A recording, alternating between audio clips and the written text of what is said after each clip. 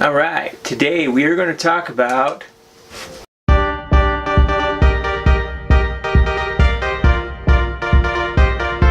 how much does it cost to live full-time in an RV? It's a great question, and it's going to be different for everybody. Traveling, exploring, and learning on the road. Fun Misc Family Road Trip.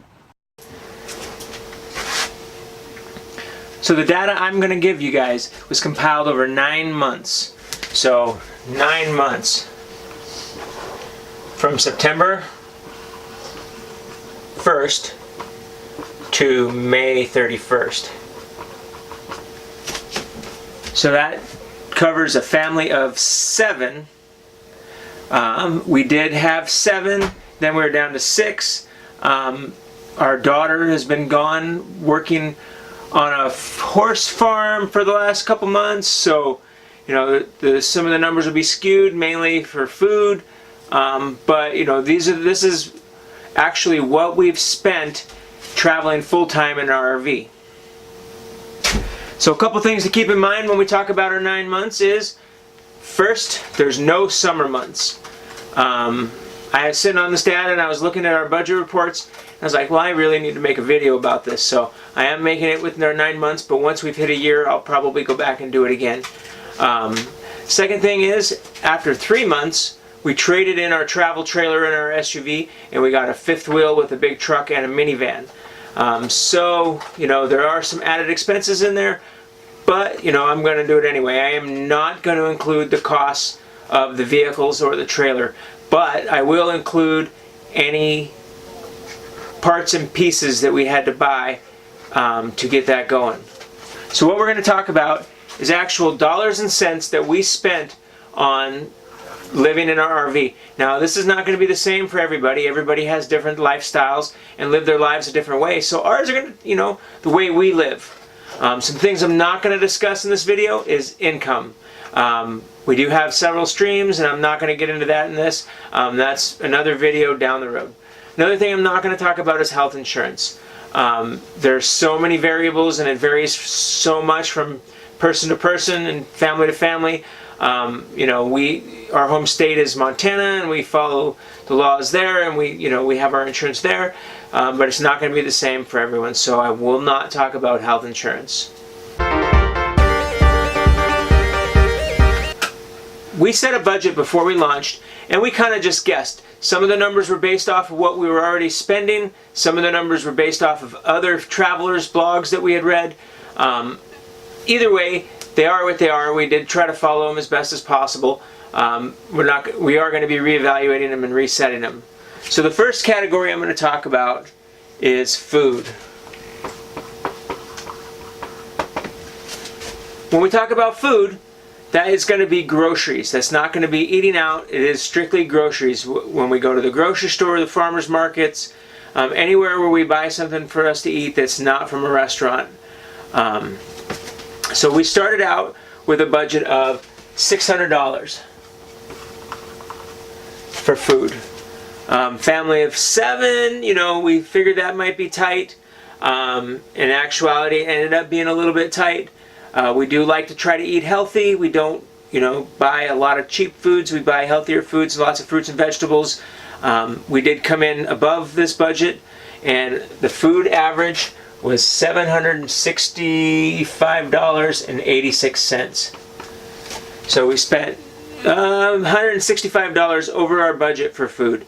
You know, in the process, me and Harmony have both lost weight. So it's not like we're eating a lot. You know, we have 4 growing boys and a teenage girl. So, you know, it is what it is. We keep the shelves stocked. We don't run it till it's empty. We keep it going. So that's food. Alright, next category is fuel. Now, when we started off, we kind of figured how many miles a month were we going to travel, how much is the average of fuel.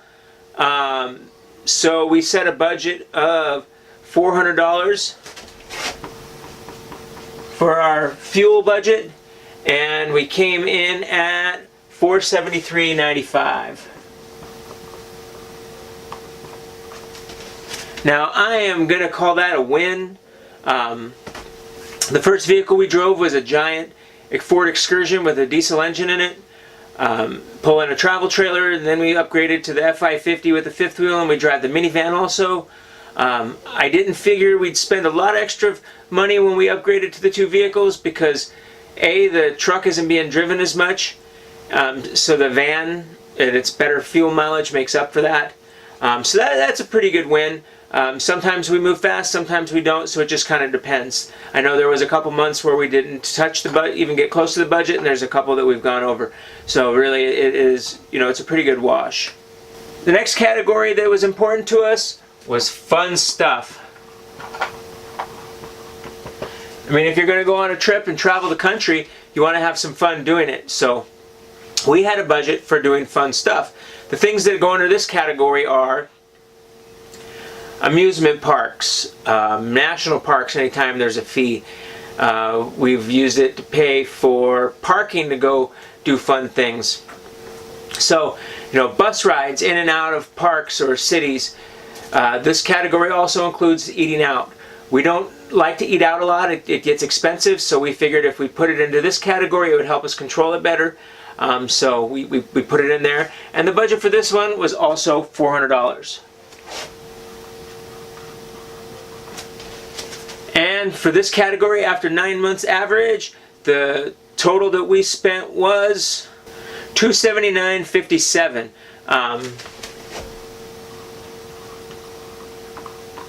And that's pretty good considering a lot of the stuff we do. We don't not go out and do things. We do go out and do a lot of things. So that's nice, to come in under. It makes up for some of these other ones that we've been over. Alright, so after you eat and after you pay your fuel, and after you have fun, you have dirty clothes. So the next category is laundry. When we started this adventure, we planned on using laundromats. So we set our budget at $125. And throughout the course of this, we had decided that since we have the abilities, we bought a washer and dryer combo. So we threw that expense into this. So after spending, I think the washer dryer combo was about $1,100, and soap, and before that using the laundromats, we came in at $207.95 for that. That's not too bad. I think that once we get within a little over a year, we'll have caught up and maintained that budget and be on the downward slope for it. The washer and dryer has definitely paid for itself, and I highly, highly, highly recommend getting a washer dryer if you have the space in your RV. So the next thing we're going to talk about is vehicle insurance.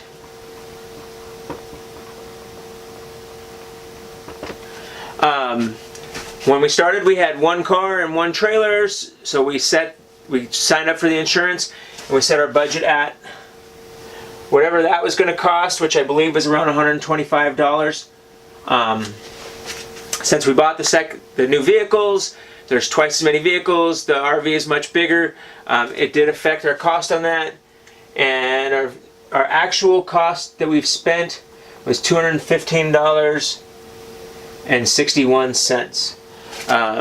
It is what it is. We want it. The full-time insurance is a lot like renter's insurance, so it does cover our personal belongings, so it's a must-have. And that, when we redo our budget here coming up, that will be changed, I'm sure. Alright, so the next thing I'm going to talk about is maintenance and parts.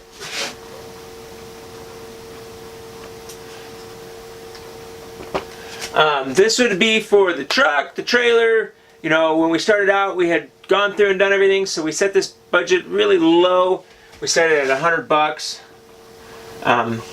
Any RVers know that that's not a realistic budget. So be it. The truck broke down on us once. We've had to replace parts. We've had a lot of broken parts in the RV. So we've kind of blew this budget out of the water. It is what it is. Things break. The average we've spent on total parts and maintenance, and this includes oil changes for the vehicles, this includes a new set of tires on the trailer when we had a blowout, includes a new fifth wheel hitch, It includes a lot of things. We've replaced the sink. We've bought tape and caulking and lots of different things, new hoses. All that's kind of bundled into this, and we've spent $828.19. Big bulk of that would be the tires, the truck being broke down, and the hitch. Those are huge expenses, those things. So it is what it is. You got to fix things if you want to keep going down the road. And that also includes fuel additive. Whenever we drive a diesel, so I do keep fuel additives in there, things like that. So the next category I'm going to talk about, I'm going to call utilities. We did set ourselves a small budget on this. I think it was $50. This would be for things like propane, if we pay for Wi-Fi at a campground, or cable, or not that we would pay for cable, but we have been to some campgrounds where they make you pay for cable. It's not really fair, but it is what it is. So we actually came in very short underneath this budget at $17.61. We try to only use propane for cooking and for our fire pit. So right now we're using it for the water heater just because we're not on electricity. We're on electricity, but it's 110, so it'll power the fridge, but it won't power the water heater. Those type of things. So we're using propane for that right now, but typically propane is only used for cooking. Internet we don't really ever pay for because we have a Verizon MiFi. So that, very, very much under on that one. Something that we did not budget for, that we probably should have thought about, is tolls. We got over here to the East Coast, even down in Florida and over in Texas some, so there are tolls. And you can avoid them, but they usually are inconvenient. So total so far, average monthly expense, and keep in mind, we haven't hit a toll every month, but this is our average monthly expense, is $18.26. I prefer to go on toll roads with the RV just because they're usually flatter, straighter, and less crowded than most of the roads, and it cuts out a lot of miles that if you were to go around.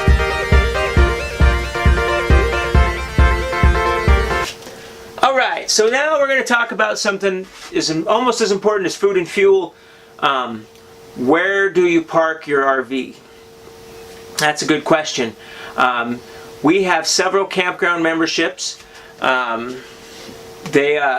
For Thousand Trails, for Escapees, Good Sam's, Passport America. So Thousand Trails is $650 a year. We'll round up.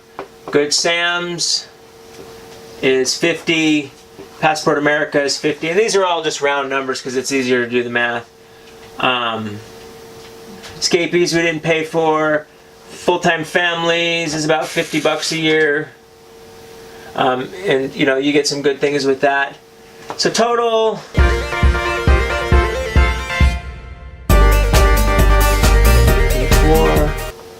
it's about $75 a month. So we'll say membership camping, $75 a month. Alright, so then you got those other places that you just get a discount on or you don't get a discount on, like state parks or private campgrounds. We set out with a budget of, so we'll call this RV paid parking. We set out with a budget, very, very modest, which we should have made it better, of $100. We expected to be using Thousand Trails a lot. We thought we'd maybe boondock more, but we haven't. So that's our $100 was our budget. But in actuality, we spent $286.04. So that combined with $75.04. So $361 a month is what we've spent to park our trailer. Now, keep in mind, there's been several times where we've parked somewhere where we haven't had to pay, whether it be families' yards or things like that. So there are some days out there, but $361 a month for parking the RV. Another one we'll talk about is memberships. Now there's several different types of memberships that we have.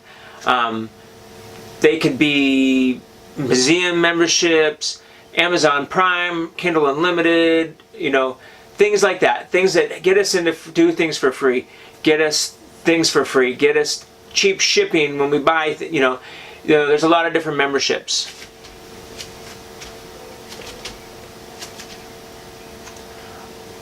Our budget for that was $70 a month.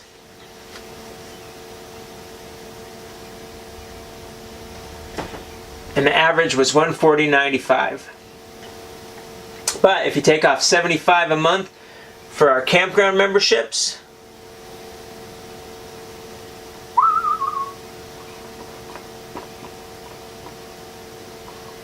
down to $65.95 a month for those various things. And we use those a lot, like the ASTC Science Center Museum membership. We use that all the time, and that usually gets us in for free. The zoo membership, we use it several times. So these are still well worth the money.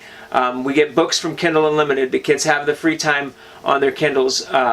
We order from Amazon a lot, just like everyone else, and we get free shipping, and we all those benefits to that. Videos, we get music, so it's definitely worth having. Last thing I'll talk about is phone and internet. That is what it is. We have Verizon. It's about $250 a month, and that's for 3 smartphone lines and the unlimited MiFi. And all of the devices have unlimited data, talk, and text. So, it is what it is. We're digital nomads, so we have to stay connected. I had a couple other things that we didn't really get into. Cleaning supplies, things like that, postage. So for cleaning supplies, we spent about $18.26 average a month on postage. And this would include our mailbox service and sending stuff out and getting stuff mailed to us. We were $40.03.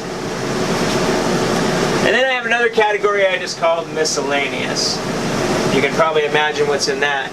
And that was $112.44. So that's kind of the catch-all.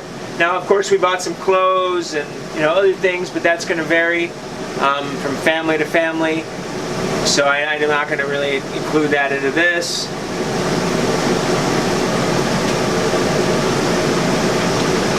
Right, so let's do some math. So we got food at $765.88.